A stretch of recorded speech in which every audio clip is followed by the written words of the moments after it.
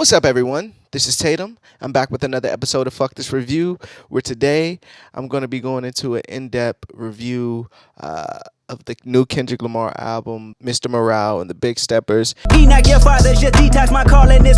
you've seen my live reactions to this album, I'll put it up here, that I did last Friday. I wanted to make a video, and my subscribers and some of the commenters was asking me to elaborate a little bit more, so I'm here. And this album is this album has so many layers to it that just the first listen reaction doesn't give it any justice. And after sitting with it, I've probably listened to this album all the way through, from back to front, listen to the songs I like the most. I probably listened a total of probably like 8 times, like fully. Just first thoughts on the album, I think that I wrote some stuff down. So if you see me looking down, I just have notes. My first thoughts on the album is that Kendrick Lamar is one of the greatest storytellers that we ever had in like rap, period. I feel like the fact that he had the album, and I'm pretty sure somebody can quote me another rap album or album that story is told during like a therapy session. So like, okay, so honestly, I thought, and it's gonna be, if this seems like it's all over the place, this is because I'm just letting the thoughts fly. When I listened to the album the first couple times, I felt like he switched the disc. So I felt like disc 2 was actually Mr. Morale, and the first disc was actually the Big Steppers, right? Because just the context of both, I think the second shows a little bit more growth, and not growth, I'll take that back. It shows a little bit more, yeah, I would say growth, maturity, like analyzing things in retrospect and seeing how that could have fucked you up. And he does that on the first disc too, don't get me wrong. You get songs like Father Time, I think is probably the best one on that second half that illustrates that great storytelling. But anyway, so when he gets to track 10, Count Me Out, it says session 10. So I was like, oh, and then after like the 4th, 5th listen, I was like, oh, it says it right there. Obviously, this is the way it's supposed. I guess this is the Big Steppers side. I don't know. I love the way that he incorporated his family into it, like he does with all his albums. But this time, the only person that he kind of kept us away from was his wife and kids to an extent. And it just felt good that she was the one that kind of put the battery in his back and played the narrator along with Kodak Black on this album, which I think he should do it. I know some artists, when they get to the point, they don't like doing interviews and things of that nature anymore, but I feel like for an album like this, some things needs to be explained or just talked about or something, or not. Or not, just leave it up to the listener. But I enjoyed him incorporating his wife on here, and her telling him that he should go to therapy, and he talks about his addiction to sex and other women, and it was just another look on Kendrick's life that we haven't got yet. And I know that this is going to be his most polarizing album. I feel like it splits his fan base, and fans are like straight down the middle, just because certain topics that he touched on this album, some people don't like hearing talked about. So you talk about like his aunt becoming a man, or his cousin becoming a guy, or his cousin becoming a woman, following in the aunt footsteps, and just how the church interacted with that aspect and things of that nature, or Mother I Sober, like things of that nature, or for the most part, We Cry Together. I just think we're just some subjects is just kind of harsh to listen to in music, and I'm just glad he took it there. I'm always on the side of the artist. So let me go through I want to go through some of the songs on here. I don't want to take up too much of your time. Sorry if that intro went on a little bit too long, but that's just what I was thinking. Like, and more to come with that. Let's go through a couple songs. Let's start with United in Grief. And before I go into it, hit that like button, hit that subscribe button. We're almost at 2.3 thousand subscribers. Let's keep it moving. Starting with United in Grief, I love the way that just the whole aspect of him grieving different, the things that help him cope with grieving, whether that be new cars, whether that be women, whether that be ego, whether that be, just things that help him get over things. My favorite verse on there is that second verse, though, where he talks about meeting the girl. I met the green-eyed girl, blah, blah, blah, on the Good Kid, Mad City tour, and talking about things that she agreed with and things that remind him of things he agreed with at 9 years old, and just how he was just like, the way he was flowing on that beat of that percussion was just going crazy. And it reminded me when I listen to this album, I would say that it's the first Kendrick Lamar album where I'm gonna save that for last. I'm gonna save that for the end. Uh, but I will say that this album does sound like a combination of all his albums. Like you get a piece of Section 80, you get a piece of Damn, you get a piece of The Pimp Butterfly, you get a piece of Good Kid, Mad City. Like I think it's all a combination of all those albums and just picking those moments. Whether some of the songs worked, all the songs worked or not. Because I'm not gonna sit here like in my reaction video, I kind of like went over the top like it's the greatest Kendrick Lamar album ever. But there are some missteps on here that I'll get into.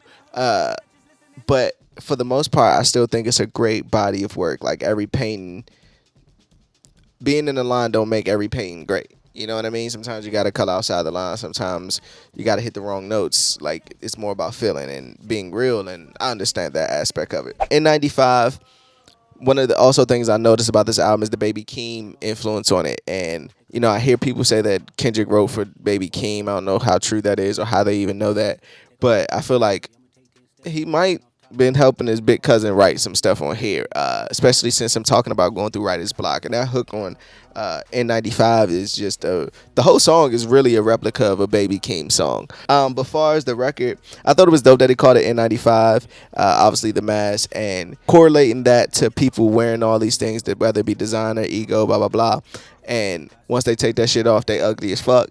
Like I thought that was just so fucking funny. Worldwide Steppers, I feel like is one of the ones that he just like.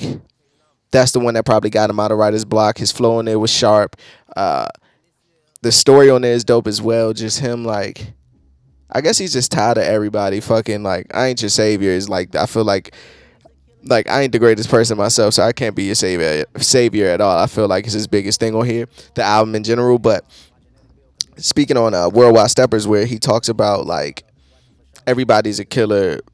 Some people's shit is just more gruesome or on a whole nother level. Like just because you work a 9 to 5 don't mean you ain't killing people too.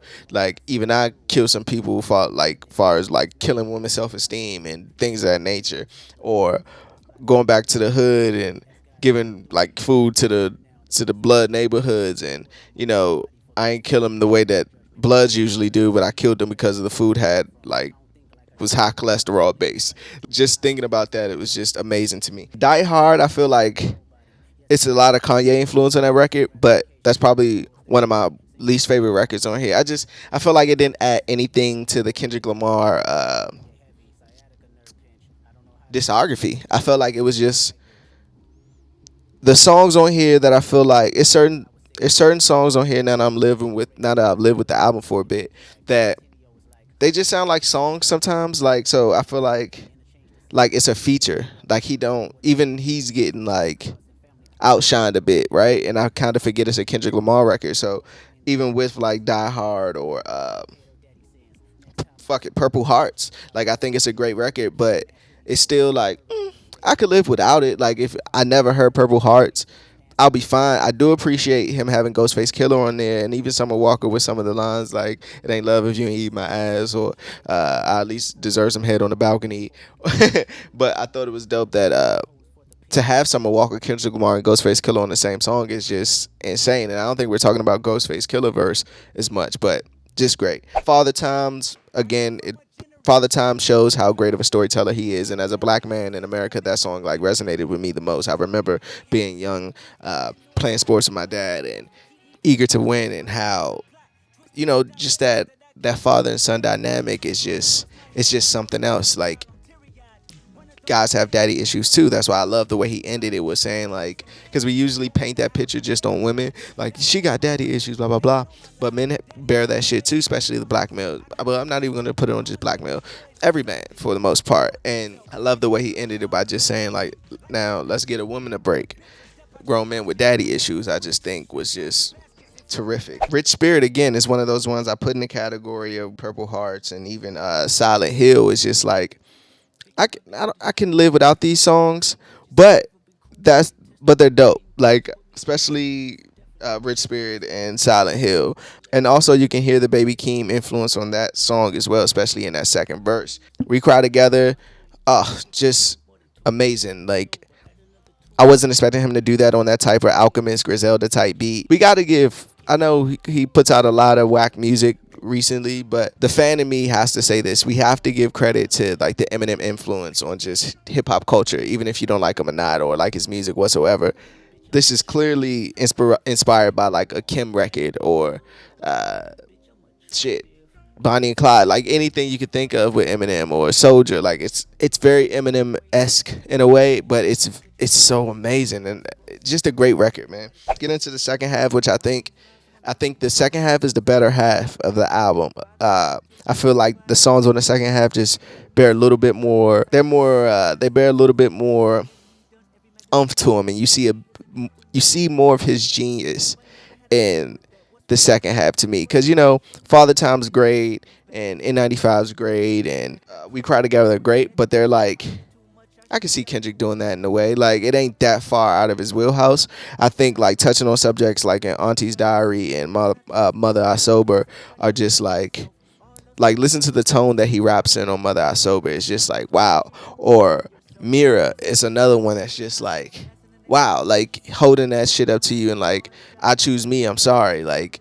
And even on that second verse, I get kind of confused because when I was listening to the first reaction, I look back at it, I was saying like, is he talking about No Name? But it sounds like it could be a critic or someone who's being critical of him, or the person he was cheating with. Like, if it could have been, I interpreted it on another level of like, oh, maybe the girl he was cheating with was saying these things to him in retaliation of not being with her all the time. Savior Interlude is probably one of my favorites. I think Baby Keem on here just flourished, and again, I think Baby Keem's gonna be one of those ones who stick around for a minute. Savior the record, Baby Keem on that again, like, but are you happy for me? Like, I think that's smile on my face, but are you happy for me? I think Kendrick verses on there were just perfect, like perfect song.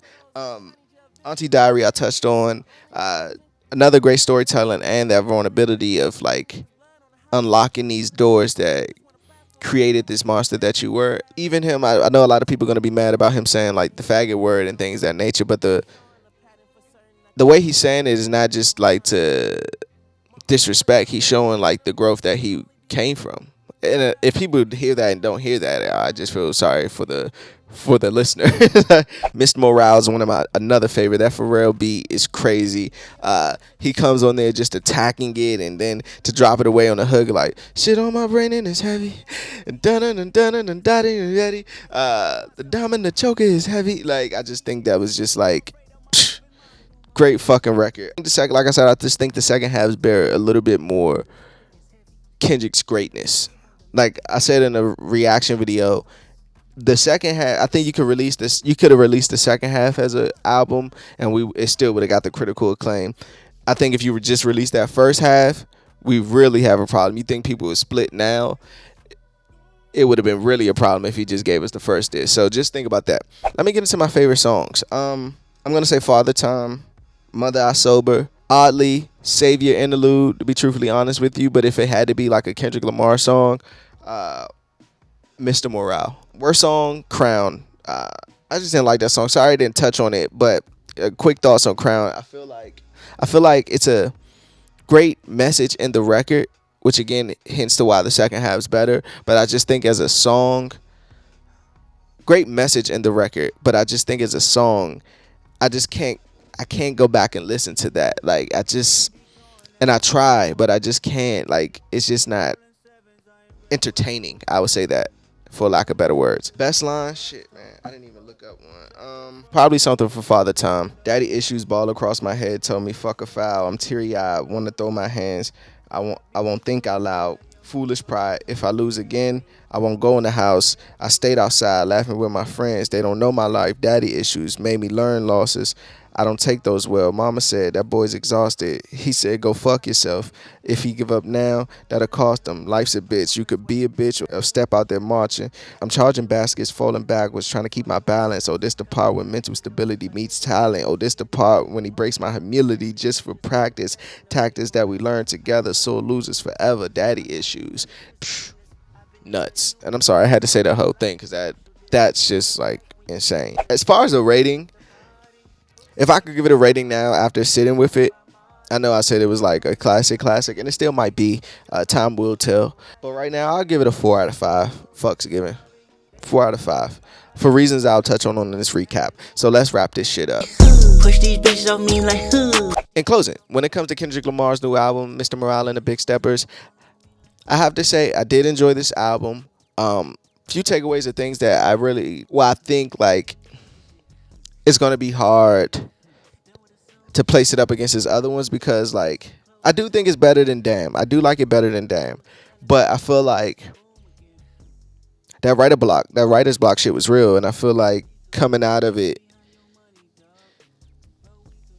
I feel like this is the first album where I felt like Kendrick was sounding like certain people on certain songs, if that makes sense. Like, oh shit, that sounds like Baby Keem. Like, I would never thought I would say that in life, you know what I mean? And that's not so much of a bad thing. It's just one of the things that just stood out to me. And even on songs like Die Hard or Purple Hearts, or even like Ben Aki, or Bitch I'm Attractive, like things of that nature. They're cool records, but I don't think they add anything to Kendrick Lamar's legacy. And that's why I feel like, damn, why did you? Because it could have not been 18 songs. It could have been, I get it. He didn't want to 444 it out and just let it be a drag. So he put these certain records in there to keep up the tempo at certain points where it might drop off. But he could have kept it. I don't know. Like, I feel like some of those songs don't even drag on the story well. But those are slight hiccups for me. Like, in the bigger scheme of things, it's a great album. He's touching on subject matters that should be talked about, and not be like, even like bringing up R. Kelly in it, and like I wonder if he wasn't abused as a child, his fate wouldn't have been his fate, you know what I mean? And he brought up R. Kelly a bunch of times on here, not a bunch of times, but on the We Cry Together, he brings him up again. And Kanye gets talked about in this album a lot too. He mentions the Drake that Drake and Kanye line. I feel like I'm mad that line stands out in the Father Time record, because that line is so frivolous compared to everything else to me in that song. But all in all, I thought it was a great record, man. It's great to hear Kendrick back. It's great to hear after 5-6 years, the first Kendrick Lamar album, and to come back with something to say, and not just remake what you did before. Like, even some of the beats on here, and that's another thing. I don't think these are the best beats that Kendrick has ever picked, but some of them are like, I respect you trying that. Like, even the intro beat. So on the first disc. So I just appreciate artists being artists and taking the risk and trying something else. And I love the fact that even though I want him to, I do love the fact that he's not doing any interviews, and it seems like he just dropped the album and he's nowhere to be seen. Like, he's in Ghana and shit. So I do appreciate that, and that's just cool artist rock star shit, you know what I mean? So that's pretty much it. Let me know in the comments, since you lived with the album a little bit more, what's your thoughts on it? Did I hit it on the nose with this review? Were the things I harsh about understandable? Let me know in the comments. We having a great year of music so far. I'm really appreciating 2022. So let's keep the ball rolling. As always, I'm Tatum. Fuck this review. Peace.